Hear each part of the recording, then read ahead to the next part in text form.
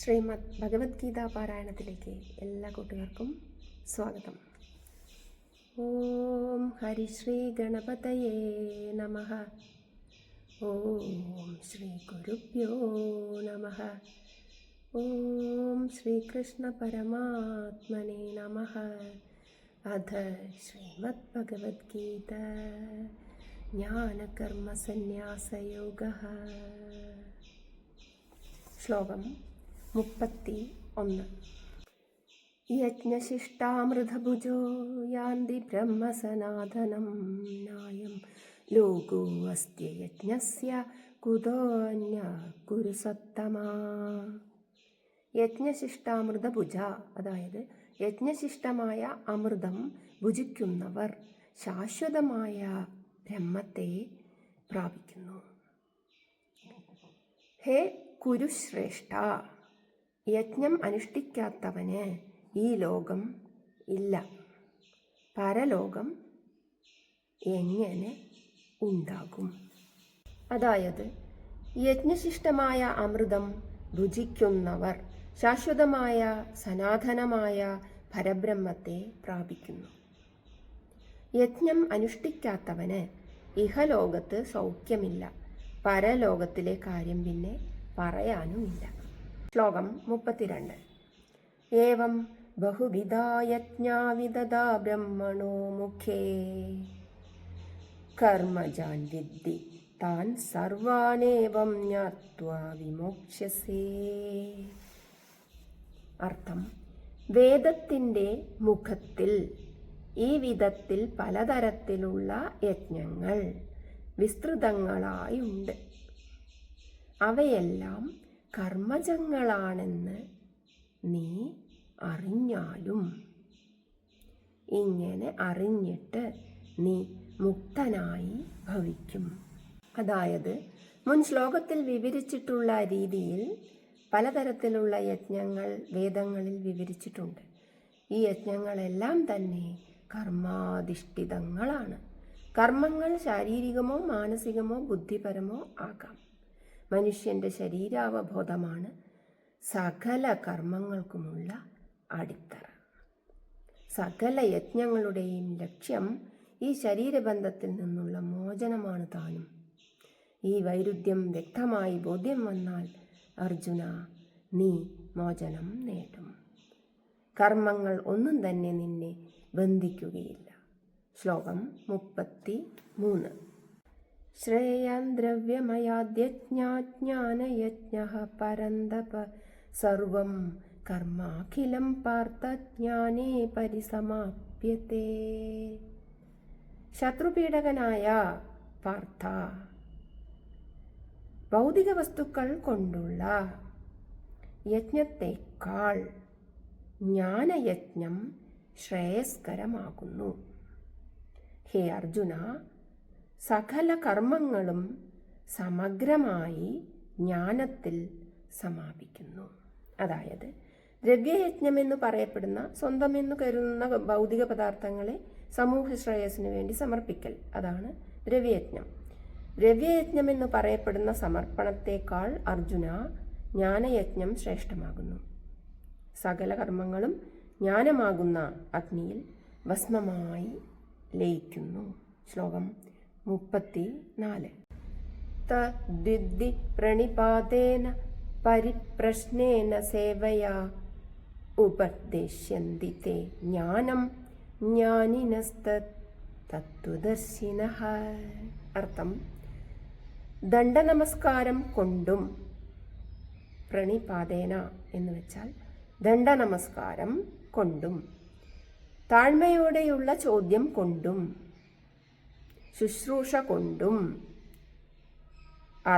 അതായത് ജ്ഞാനം നീ അറിയുക. തത്വദർശികളായ ജ്ഞാനികൾ നിനക്ക് ആധ്യാത്മിക ജ്ഞാനം ഉപദേശിക്കും. അതായത് അർജുന, ഈ വിശിഷ്ടമായ ജ്ഞാനം എങ്ങനെ നേടാനാകുമെന്ന് നീ ചിന്തിക്കുന്നുണ്ടാവും. അതിന് തത്വജ്ഞാനികളായ മഹാന്മാരെ ആശ്രയിക്കണം. അവരുടെ മുൻപിൽ സാഷ്ടാംഗ നമസ്കാരം നീ ചെയ്യണം. സർവാത്മന എളിമയോടെ അവരെ ആശ്രയിക്കുകയും വേണം. ബഹുമാനപൂർവ്വം ശുശ്രൂഷിച്ച് അവരുടെ വിശ്വാസം ആർജിക്കണം. എന്നിട്ട് ജിജ്ഞാസയോടെ അവരോട് ചോദിക്കണം. തത്വദർശികളായ അവർ നിനക്ക് ജ്ഞാനോപദേശം നൽകും. അതോടെ നിന്റെ സംശയങ്ങളെല്ലാം ഇല്ലാതാകും. ജ്ഞാനദീപിതമായ നിന്റെ ഹൃദയത്തിൽ തൃഷ്ണയ്ക്കും ചാഞ്ചല്യത്തിനും ഇടം ലഭിക്കുകയില്ല. ശ്ലോകം 35. യജ്ഞാത്വാന പുനർമോഹമേവം യാസ്യസി പാണ്ഡവ യേന ഭൂതാന്യശേഷേണ ദൃശ്യസ്യാത്മന്യഥോ മയി.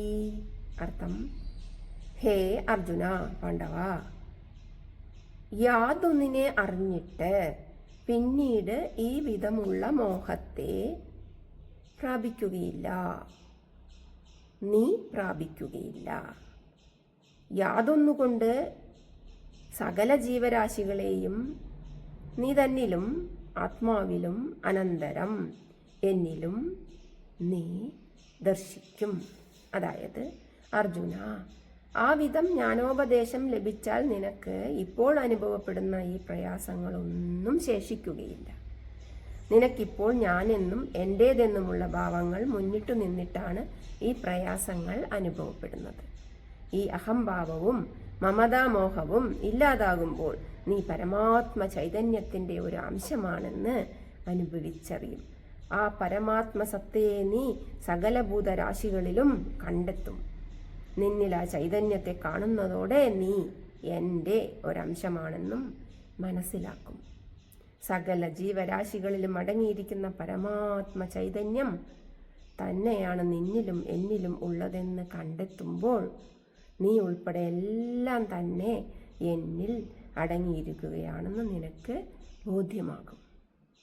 ഗുരുകൃപ നിന്നിൽ പതിയുമ്പോൾ നിനക്ക് ജ്ഞാനോദയം ഉണ്ടാകും. അതോടെ മോഹാന്ധകാരം നീങ്ങി സത്യദർശനത്തിന് നീ സമർത്ഥനാകും. ശ്ലോകം 36. അപി ചേതസി പാപേഭ്യഃ സർവേഭ്യഃ പാപകൃത്തമഃ സർവം ജ്ഞാനപ്ലവേനൈവ വൃജിനം സന്തരിഷ്യസി. അർത്ഥം: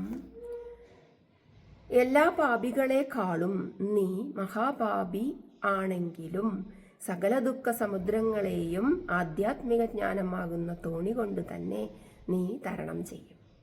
അതായത്, പാർത്ഥ, നീ മഹാപാപിയാണെന്ന് സ്വയം കരുതുന്നുണ്ടാവും. എത്രയൊക്കെ മഹാപാപങ്ങൾ എന്നിരുന്നാലും ഗുരുകാരുണ്യത്താൽ നിനക്ക് ലഭിക്കുന്ന ജ്ഞാനമാകുന്ന തോണി ആ പാപങ്ങൾ നിമിത്തമുണ്ടാകുന്ന ദുഃഖമാകുന്ന സമുദ്രത്തെ തരണം ചെയ്യാൻ നിന്നെ കഴിവിട്ടവനാക്കും. ശ്ലോകം 37. യദൈദാംസി സമിദ്ധോ അഗ്നിർ ഭസ്മസാത് കുരുതേ അർജുന ജ്ഞാനാഗ്ന സർവകർമാണി ഭസ്മസാത് കുരുതേ തഥാ. അർത്ഥം: ഹേ അർജുന, ജ്വലിപ്പിക്കപ്പെട്ട അഗ്നി യാതൊരു പ്രകാരത്തിൽ വിറകുകളെ ഭസ്മീകരിക്കുന്നുവോ അതേ വിധത്തിൽ ജ്ഞാനമാകുന്ന അഗ്നി സകല കർമ്മങ്ങളെയും ഭസ്മീകരിക്കുന്നു. അതായത്, ഹേ അർജുന, ആളിക്കത്തുന്ന അഗ്നി വിറകിനെ ചാമ്പലാക്കുന്നത് പോലെ ജ്ഞാനമാകുന്ന അഗ്നി സകല കർമ്മഫലങ്ങളെയും ഭസ്മമാക്കുന്നു. ജീവാത്മ പരമാത്മ ബന്ധത്തെക്കുറിച്ചുള്ള ശരിയായ ജ്ഞാനം അഗ്നിയെ പോലെയാണ്. സകല പാപപുണ്യങ്ങളും ജ്ഞാനാഗ്നിയിൽ ദഹിച്ച് ഭസ്മമാകുന്നു. ശ്ലോകം 38. നഹി ജ്ഞാനേന സദൃശം പവിത്രമിഹ വിദ്യതേ തത്സ്വയം യോഗസംസിദ്ധഃ കാലേനാത്മനി വിന്ദതി. ശ്ലോകം 39. ശ്രദ്ധാവാം ലഭതേ ജ്ഞാനം തത്പരഃ സംയതേന്ദ്രിയഃ ജ്ഞാനം ലബ്ധ്വാ പരാം ശാന്തിമച്ചിരേണാധിഗച്ഛതി. അതായത്, ഈ ലോകത്തിൽ ജ്ഞാനത്തോട് തുല്യമായിട്ട് പവിത്രമായി ഒന്നും ഇല്ലല്ലോ. അത് ഭക്തി കൊണ്ട് പക്വത നേടിയവൻ കാലക്രമത്തിൽ തന്നെ ആത്മാവിൽ നേടുന്നു. വിശ്വാസമുള്ളവനും ശ്രദ്ധയുള്ളവനുമായ സംയതേന്ദ്രിയ, അതായത് സംയമി ജ്ഞാനം, ആധ്യാത്മിക ജ്ഞാനം നേടുന്നു. ലഭതേ, നേടുന്നു. ജ്ഞാനം ലഭിച്ചിട്ട് താമസിയാതെ പരമമായ ശാന്തിയെ പ്രാപിക്കുന്നു. അതായത്, ജ്ഞാനയജ്ഞമാണ് സർവശ്രേഷ്ഠമെന്ന് 33-ാമത്തെ ശ്ലോകത്തിൽ പറഞ്ഞു. ഇവിടെ വീണ്ടും ജ്ഞാനത്തിൻ്റെ ശ്രേഷ്ഠതയാണ് എടുത്തു കാട്ടുന്നത്. ശ്ലോകം 38. ശ്ലോകം 39 ഗുരു ഉപദേശം ഉൾക്കൊള്ളാൻ വേണ്ടുന്ന ശ്രദ്ധ, ജ്ഞാനസമ്പാദനത്തിനുള്ള താല്പര്യം, ഇന്ദ്രിയ സംയമനം എന്നിവ ഉള്ളവൻ ബ്രഹ്മജ്ഞാനം നേടുന്നു. ജ്ഞാനം ലഭിച്ചു കഴിഞ്ഞാൽ വൈകാതെ മോക്ഷം നേടുകയും ചെയ്യും. ശ്ലോകം 40 അജ്ഞശ്ച ശ്രദ്ധധാനശ്ച സംശയാത്മാ വിനശ്യതി നായം ലോകോസ്തി ന പരോ ന സുഖം സംശയാത്മനഃ. അതായത് വൈദിക ജ്ഞാനമില്ലാത്തവനും ധർമ്മശാസ്ത്രങ്ങളിൽ വിശ്വാസമില്ലാത്തവനുമായ സംശയചിത്തൻ നാശമടയുന്നു. സംശയബുദ്ധിയുള്ളവന് ഇഹലോകവും പരലോകവും ഇല്ല, സുഖവും ഇല്ല. അജ്ഞത ആരുടെയും കുറ്റമെന്ന് പറയാനാവില്ല. പക്ഷേ അജ്ഞതയ്ക്ക് കാരണം ജിജ്ഞാസയില്ലായ്മയും അശ്രദ്ധയുമാണെങ്കിലോ അപ്പോൾ അതൊരു അപരാധമായി മാറും. ഗുരുപദേശം ശ്രദ്ധയോടെ കേൾക്കുകയാണ് അജ്ഞത അകറ്റുവാനുള്ള മാർഗം.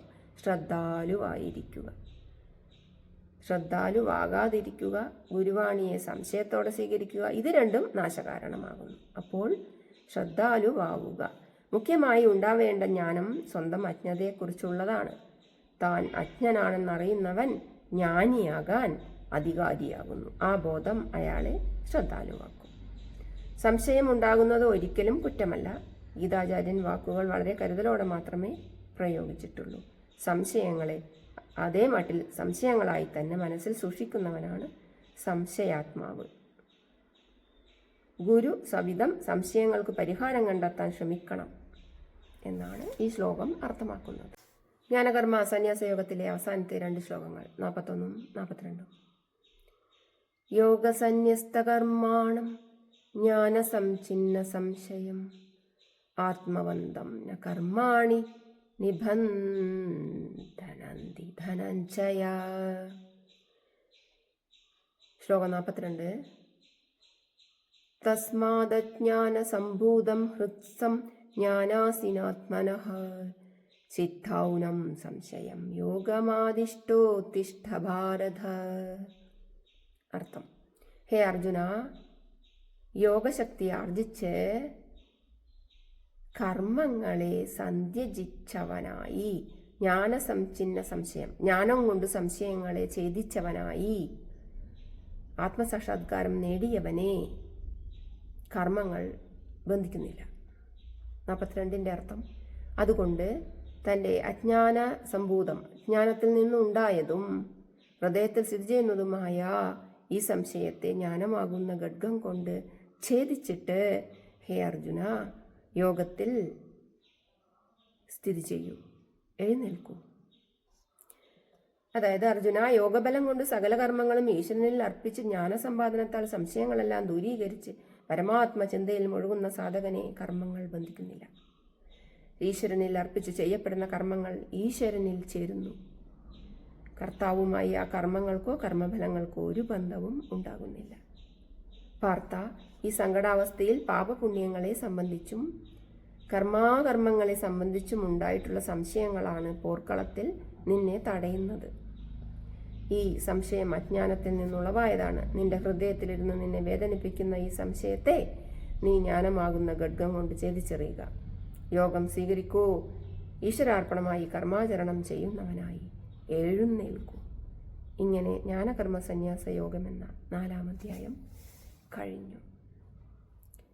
ശ്രീമദ് ഭഗവത്ഗീത പാരായണം ശ്രവിക്കുന്നതും പാരായണം ചെയ്യുന്നതും പുണ്യമത്രേ.